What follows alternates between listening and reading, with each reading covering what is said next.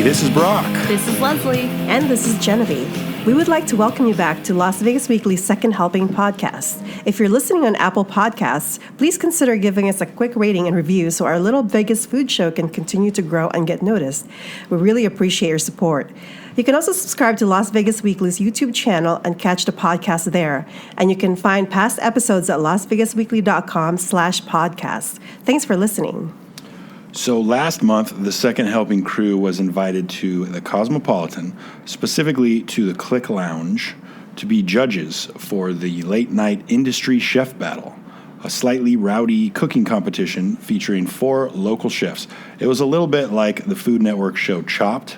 There were 3 rounds of competition and a basket full of secret ingredients to challenge these guys and test their skills. The chefs competing that night were Nicasio Martinez from Fit Fuel Meal Prep, Pedro Sanchez from 550 Pizza Bar at Aria, David Mangual from Hyde Lounge at T-Mobile Arena, and John Van Heusen from Nice Touch Catering. All different chefs who do different things for vastly different companies around town, which led to a very diverse group of dishes for us to sample. All 4 did a great job of showcasing their own individual style, and the secret ingredients were actually pretty crazy, especially in the final dessert round. Check it out. All right, let's unveil these secret ingredients.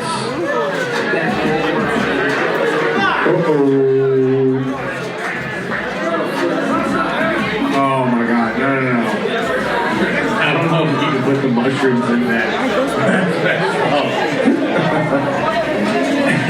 Have you seen those? Bro, I saw those at 99 Ranch. I got so excited. Not because of the shape, but because they were grapes. Oh, man. Rambutan, passion fruit, finger grapes, which was my nickname in high school, and enoki mushrooms. That's not a bad mushroom. I think those mushrooms accidentally fell in there, but hey, why not? So both of you had quite the reaction to those enoki mushrooms coming out of that basket, and that's because the chefs were making a cake-based dessert for that round, and obviously mushrooms, not the standard cake ingredient, but those desserts were pretty good. I enjoyed everything that we ate. I did too. In fact, I think that dessert was the winner. Yeah, if I remember, it was like peanut butter and Oreos and kind of had like this funnel cake quality. It was really delicious. And it was also kind of crunchy on top. That was amazing. I couldn't detect mushroom. I don't remember where the mushroom was, but obviously you can hear an audible ew from all of us. And I think it's just funny considering when you watch Chopped at home, you know, there's always like one mystery ingredient that throws everything off. And you don't think the judges have to eat that. Like, what if it's terrible? So it was just kind of fun to think about that and kind of be in the driver's seat, so to speak. Maybe he threw the mushrooms away and he didn't even use them. I remember where the mushrooms were. They were on top. He torched it, so it was the crunchy. That was the that's crunchy. right. Oh, that was the okay. mushroom on top. Who would have thought peanut butter, Oreos, and mushrooms would go together It works. so well? So our experience judging the chef battle inspired the theme of this month's episode as we decided to look in the mirror a little bit and explore what it's like to be a food critic in Las Vegas. When we came up with the theme, I knew I wanted to go somewhere accessible, somewhere that all of our listeners could relate to. After all, as food critics, we find ourselves eating at places that we wouldn't really typically be able to afford, and that's not the real world. So we settled on Crack Shack, the new fast casual chicken spot at Park MGM. Whether you're partial to the sold-out chicken sandwich at Popeyes, which I still never got to try, or you can afford to drop $94 on a roast chicken at Nomad, we can all appreciate the versatile amazingness that is chicken done right. Genevie, what did you think about Crack Shack? I really loved it. That was the first time I've been to Crack Shack, and I'd heard such good things about it from both of you. Fried chicken seems like a simple thing to do, but it's actually really hard to find a good one. And it's always so nice when you do. Yeah, absolutely. And then one of the things I try to keep in mind when I'm writing about food is accessibility, which I think Crack Shack, obviously it's a little bit on the spendier side for fast casual food, but it still kind of hits that anyone can go there. So many of the places we write about are on the Strip, so it's important to keep a balance of local mom and pop places in the mix. A few issues ago, I wrote about birria, a popular Mexican stew that's taking Vegas by storm. Genevie, what's one of your favorite mom and pop places to eat at? So right now, I'm really obsessed with everything that's opening at Shanghai Plaza in Chinatown. I love We're at Thai, and I don't know if you've ever been there, but there's the original location is near Palace Station in Sahara, I think. But this one at Shanghai Plaza is excellent. The curries are so good. It reminds me a lot of when I went to Thailand last year. It feels really authentic to me. So right now, that's my obsession. I want to go have Thai food every day. Do you have a favorite curry? I love Penang curry. Okay. I love all of them, but Yeah. that's probably my go-to. Nice. And then you lived in New York before you came to Vegas, and we all know the food scene there is obviously incredible. So I'm curious, how did you get into food writing? Well, I come from a family of amazing cooks. Both my parents cooked, and my sister went to culinary school. Because I don't cook myself, I kind of live vicariously through people who do and those people who write about it. In New York, everyone is obviously food obsessed. We all read the Times food section and relish good and bad reviews.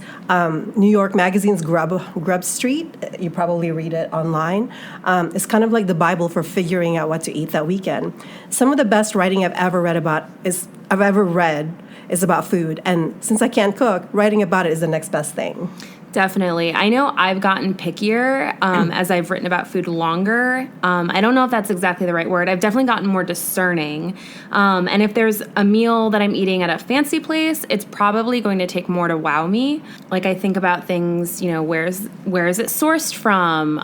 What's the presentation like? And one of my biggest pet peeves is an overzealous menu. Like writing, I think some restaurants could really benefit from having an editor. Do you have any pet peeves? Honestly, it takes a lot to disappoint me. Part of it maybe because, like I said, I don't cook. So when someone presents food in front of me, I'm like immediately impressed. There's so much creativity that goes into cooking that I literally don't know how to achieve something like that. And as a writer, at least I can describe it in a way that's accessible to me and to a reader. But I don't know the first thing about putting something together like that. So I guess I'm easily impressed. Yeah, I mean, I kind of feel the same way. I definitely can feel dumbfounded sometimes, and there was definitely a learning curve when I first started writing about food.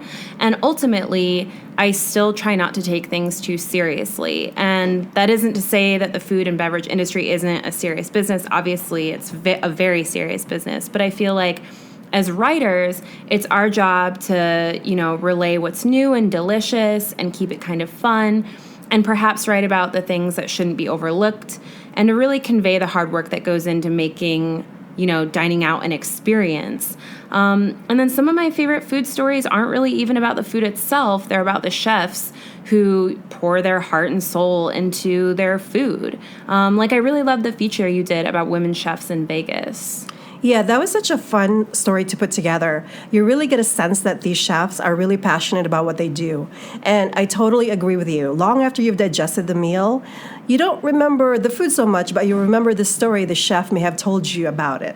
I remember Jamie Tran of The Black Sheep telling us that food to her is how she knew her mother loved her. And I feel the same way. When my mom made food for us, it was the purest expression of her love. I love that. That's so sweet. Before we wrap things up, are there any restaurants you're dying to try as we enter the final months of 2019? I am so looking forward to Major Domo Meat and Fish opening at Palazzo. I don't know the exact date it's opening, but I know it's very, very soon. I'm a huge fan of David Chang's. I think he's such a risk taker when it comes to flavor, but his food is a lot of fun too. So Brock, you went out with our esteemed food writer Jim Begley for some delicious food at Mordeo. You both have been doing this food writing for a very long time. We'd love to hear about your institutional knowledge when it comes to food writing. I've been doing it for too long of a time, some would say. That's why I'm retired. No, I'm kind of semi-retired. I don't really write restaurant reviews anymore. But I still do write about restaurants for Las Vegas Weekly sometimes, and the Las Vegas Sun, and of course I get to come on Second Helping with you and talk all about it. And yeah, Jim has been doing it for Las Vegas Weekly just as long as me, which I didn't realize. I've I've been writing for Weekly for 10 years this year, and Begley started doing it later on that same year. So we thought it would be nice to go out to lunch and talk about our approach to food writing and being a food critic and covering this industry in Las Vegas. And we went to one of his favorite spots, Mordeo, to try out their lunch offering, which is pretty fantastic. I highly recommend you go check out this kind of power lunch thing they're doing at Mordeo right now.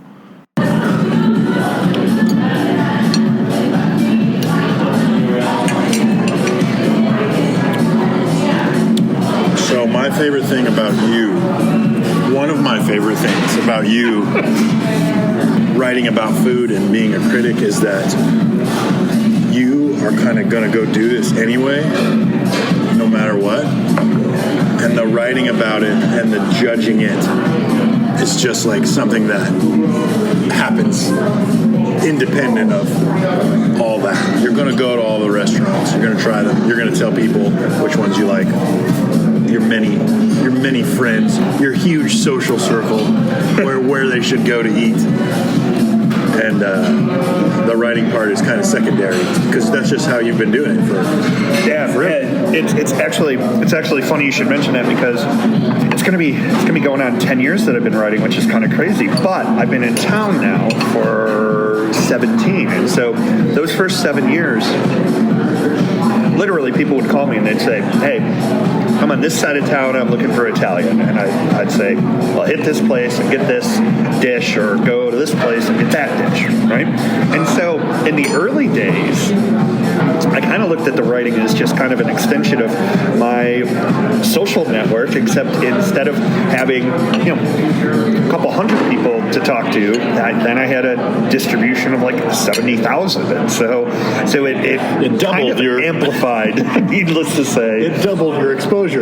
Exactly. And so right, yeah, the funny thing is in the early days, I had 7 years of backlog to kind of work off of. Now I don't have quite as much, in addition to the fact that everything else I'm just so much busier, but it's still great to go around exploring and find hidden gems, as has been always been kind of one of my go-tos, one of my fortes, and looking for those little mom and pop shops off the beaten path. Can we talk about your actual day job for a second? Because that does kind of fuel, in a way, it does kind of fuel your discovering restaurants and going to new places in particular, right? Yeah. Well, so I'm an engineer by day, and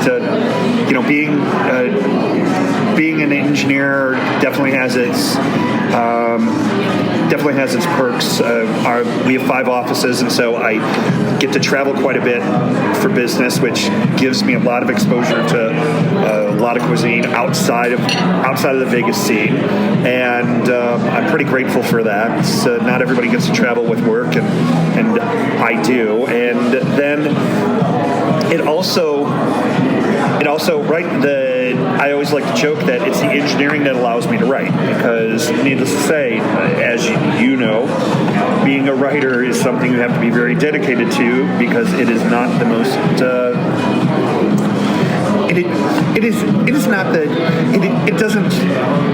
it doesn't necessarily provide you with a multitude of dollars. Exactly. You're being very diplomatic. The pay is garbage. Yes. Whereas being an engineer, I can basically go out and go. Having a successful engineering firm, it kind of provides me the opportunity to go wherever I want when I want. So both locally and elsewhere. And so it's nice, right? So I can check out a bunch of places, and I'm not as a freelancer, I'm not beholden to necessarily having to write. And so I like to write about, and I've gotten criticism about this over the years, but I like to write about places that are worth writing about. As far as I'm concerned, Yelp does a good job at killing bad restaurants, but Yelp also doesn't necessarily promote the best restaurants, particularly when it comes to ethnic specialties. And in particular, non-Asian ethnic restaurants. I don't think Yelp does a good job of amply reflecting those restaurants, particularly here in Vegas. Now, it can be much different in different cities, where there's more diversity from an ethnic standpoint. But I'll tell you, right? Like I've traveled up and down Lake Mead, and there are a ton of great Mexican joints that literally get no exposure whatsoever. Right. One of my absolute favorite finds of all time, El Menudazo. It had 2 Yelp reviews when I first found it. 2 Yelp reviews. That is, it's a travesty that a place that's that good had no exposure. Literally didn't exist on the internet. Didn't have a website. Right. Didn't have any exposure. Most places never have websites. Exactly. Most of the best places don't have websites, and so it's funny. So I've always taken it to be my position that people should be reading what I write about if they want to find things that are good. And if you like my style might not be for everybody. Now, granted, I eat a lot of everything, but the fact of the matter is I like edgy cuisine. I like ethnic cuisine. Over the years, have grown to like spicy cuisine. I am not a chicken guy. I mean, it has to be really good chicken for me to want to go ahead and write about chicken. But in general, if you're saying that some chicken is great, then we should all drop what we're doing and go eat that chicken. Probably damn good chicken. Absolutely. One of the reasons that you and I work together so well and like to work together is because we kind of share a philosophy or an approach, which is to really try to get off the beaten path and discover stuff that people don't know about, and to showcase food and restaurants that we think are great, but also to not necessarily, to kind of not shine a light on places that aren't, because we don't want to waste the space and the time to trash a place. If it's not worth it, it's kind of like let's ignore that place because it's not worth sending our readers to, sending our friends to, and whatever happens with that, happens with that. When I started at Weekly, I kind of took that approach. I brought that approach. I wanted to get away from the more traditional New York Times style of writing a restaurant review and putting a star rating on it. Remember, there were star ratings when I started at Weekly. Oh, there were when there were right before I started. Yeah. And those went away. And I don't think those are. I just think that's a different way of doing things, and maybe that time is over. But did you? Once you started writing so much, did that change the way that you order? How much did that alter your dining out experience once you made that leap? Well, so it's interesting because in Vegas, I feel the need to always be on, because I never know what I'm going to be writing about next. And so every restaurant I go into, every piece of food I eat, outside of the stuff at my own house and at friends' places, I'm always thinking about, okay, is this something that our readers would like to know about? And so I'm always kind of on. And it's one of the reasons I love traveling so much, because when I travel, I don't have to be on. I mean, I'm still want great food, looking at trends and looking at seeing how maybe necessarily that reflects back to Vegas. But I don't have to be judging every meal I have to determine whether or not a place is going up and down in some kind of pecking order, and whether or not it's somewhere we need to be directing people to. So that's 100% how things have changed. Is that I'm always kind of judging things.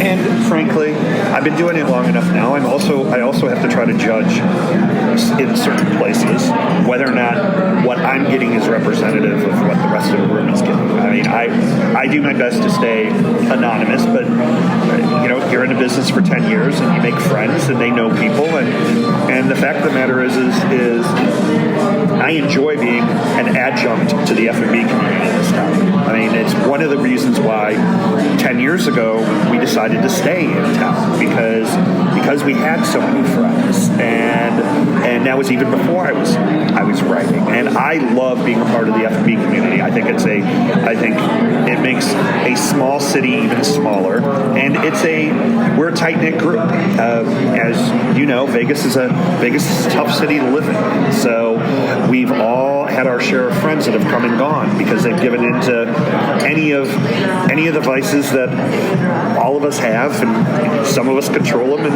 others don't. And so we've got any number of friends that have gone because of gambling, or because of drugs, or alcohol, or sex, or all of the above. And so I think those of us, and I think you could make the argument that in the F&B community there's even more. It's even a more prevalent issue, because there are a lot of people that take food and drinks to the extreme in our industry. And so those of us that are left, I think you develop a tight bond. And so I know a lot of people, as do you. You just kind of can't help it over the years. And so I'm also kind of judging all the time. Okay, is the table next to me kind of getting the same service? And I really take to heart when people tell me stories of bad service or bad food in places that I truly love, because it makes me wonder. And so I try to fly under the radar as much as possible, and I still do it on the Strip quite a bit, but it's getting tougher. You get to the point that you know so many people, and as a social butterfly like yourself is aware. I've never been called a butterfly before. Okay, we had to take a break to scarf an amazing truffle burger and trout and bear blanc. I think Mordeo is my new business lunch spot. It should be. This is a great choice, Jim Begley. Since I'm not a food critic guy anymore, I still dabble, but I don't do it as often. It's kind of nice. I'm kind of enjoying being a regular person there. Going to eat wherever I want, going back to the same place every week if I feel like doing that, and like not having to go try new places. And I also do not miss eating on the Strip all the time. Which is funny, because I used to always tell everybody, you have to go to the Strip. This place is worth it. I know it's expensive. I know it's a hassle to get there, but you have to go. And now I kind of feel like, I'd just as soon hit my neighborhood spot. It takes a lot to get me to go to the Strip at this point. Well, I will say that the implementation of paid parking has made it much more difficult for Strip adventures. The flip side is that rideshare has pretty much effectively wiped it out to a degree, because with the availability of rideshare now, I mean, it doesn't make any sense to drive to the Strip. And so kind of where paid parking and unpaid parking is almost kind of immaterial for me because of how far we live from the Strip. But you're about the same. I mean, if I lived up in the northwest part of the valley, different story. If I lived down in Henderson, once again, different story. But right, because we're $15 trip to the Strip, man, you can hardly make the argument not to ride share anymore. And those nights, I mean, every once in a while, a schedule doesn't allow it, and you end up on the Strip, and then that gets a little bit difficult, right? But if you know how to circumvent well enough, valet at Mandalay Place, valet at Crystal's, get you access to most everywhere you need. Now that Venetian has never had paid parking. Wynn doesn't have paid parking. We'll see where the other chips fall at this point, but you should be parking where it's free and walking a little extra anyway, so that you can walk off whatever ridiculous food you just ate. You got to get your steps in. Which brings me to another point. When you tell people that you are a food writer or a food critic in Las Vegas, do they still freak out and say, "Oh, that must be the best job ever"? Yeah, well, so it's so funny, right? So I've been a fire protection engineer for my whole professional career, right? So damn near 30 years of being a fire protection engineer. People couldn't care less. The minute I became a food writer, the minute I became a food writer, man, I was the belle of the ball. And that's understandable. I mean, let's face it, being a food writer is it's fun. It's cool. I feel blessed that the path that led me to start my own company simultaneously led me to become a food writer, and I couldn't be happier. It's been a great 10 years, and I'm looking forward to 10 more, at least. There's not really any bad things about that particular gig in Las Vegas, but weight gain, cholesterol. Right, you do have to watch that stuff. Yep. It is super fun to go out and get the treatment, as it were, and have these amazing chefs cook for you all night and create special things. And it's a lot of food, though. You do have to. I wasn't very far into it when I realized, okay, this is like there's a mode that's called the one bite mode where you shift into that and you're really just tasting everything because you do get too much food sent out to you. Yeah, my problem is I grew up in a middle class household where you didn't waste food. And so I am intrinsically trained to finish plates. And that has been very, very tough for me to pull back from. And it's still to this very day. I mean, partly because of that's in the back of my mind, partly because I want to show I don't want to be disrespectful to chefs. I mean, the flip side is chefs have no boundaries when it comes to portion control. Like, you can ask them to go ahead and send you out small portions or bite-sized tastes, and they also couldn't care less. It falls on deaf ears to say the very least. How much better is it when you go out to eat? How much better is it when you go out to eat and I'm there? Exponentially? 6 to 8 times better. Roughly. This episode of Second Helping is also brought to you by the Silverton Hotel and Casino, just south of the Las Vegas Strip on Blue Diamond Road and home of one of Las Vegas's favorite happy hours at Mi Casa Grill and Cantina, with some of the neighborhood's best Mexican food, 85 varieties of tequila, and specials like $3 tacos every day from 5 to 7 p.m. It's easy to see why Mi Casa has been a true locals favorite for years. We at Las Vegas Weekly just made the sensational discovery of the restaurant within the restaurant at Mi Casa, and that's the fantastic sushi bar Su Casa. Here you will find your favorite sashimi, nigiri, and sushi rolls, along with ceviche, poke bowls, sushi burritos, and other coastal Mexican dishes. My favorite is the soft shell crab, and that dish is on Su Casa's happy hour menu. That's right, Su Casa has its own happy hour, also from 5 to 7 p.m., with sushi specials and small plates all under $10, like togarashi spiced pork rinds and a unique take on oysters Rockefeller. The chefs at Su Casa are always coming up with new dishes, and it even has a 3-course chef's tasting menu, a great way to introduce yourself to this really creative cuisine. Next time you're in the neighborhood, check out Su Casa at the Silverton, and you can get more info right now at silvertoncasino.com. That brings us to my favorite part of Second Helping, where we all talk about the best thing we ate this month. The other day, I tried out La Monja. Is that how you say it? La Monja? I think so. Okay. I went there with weekly staff writer Cindy Reed, and they have this dish that's basically a spin on elote, otherwise known as Mexican street corn. And what's cool about La Monja's version is that they use baby corn. It's super cute, it's really delicious, and you don't have to worry about getting corn stuck in your teeth, so it's a win-win. And then lastly, Sparrow and Wolf rolled out its new menu. And everything on there is delicious, but the thing that stuck out most to me was their scallops with mole, which When I first heard the words mole and scallop together, I did not think that was going to be good, and I was pleasantly surprised. It's smoky, and the mole is super creamy, and it actually paired together really well. So that was my favorite thing. That sounds really good. It's mole and scallop. I think that's a great combination. I mean, so does Brian Howard, so you would both be right. I think La Monja is now the first restaurant to make it into the best things that we ate twice, because I did that a little while back. Really? I had a dish there I that don't I remember. loved also. Yeah, maybe. What did you eat Maybe there? we just keep talking about the same places.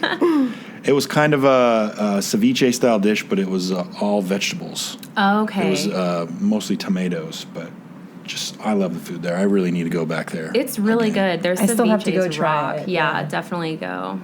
Well, I had some awesome food last month. I had a really, really memorable multi-course dinner at the Edge Steakhouse at Westgate, and everything was so good there. I think it would be too hard to choose just one dish that stands out. I ate everything on the menu pretty much at Graffiti Bao, and same thing, everything is really good there. But my one favorite dish would have to be the spicy pork dumplings at Tim Ho Wan at the Palms. My wife Maria and I went to eat there for the first time, and we are actually really apprehensive about it because a couple of years ago we traveled to Shanghai to visit some friends and stayed there for a week and had the most amazing time and ate the most amazing food. And it was a really big turning point for us because I love Chinese food. That's one of my favorite things to eat. And Maria, not so much. It's always hard to convince her to go to a Chinese restaurant.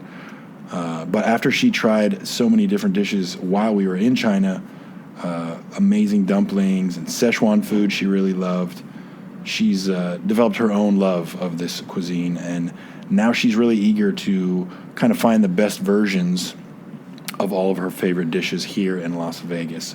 So we had probably unfair expectations when we went to Tim Ho Wan, and overall it really delivered. And our consensus favorite were these dumplings in this really intense garlicky sauce. We were pretty much dipping everything else that we ordered into that sauce once we finished the dumplings, so that's a good recommendation, I think.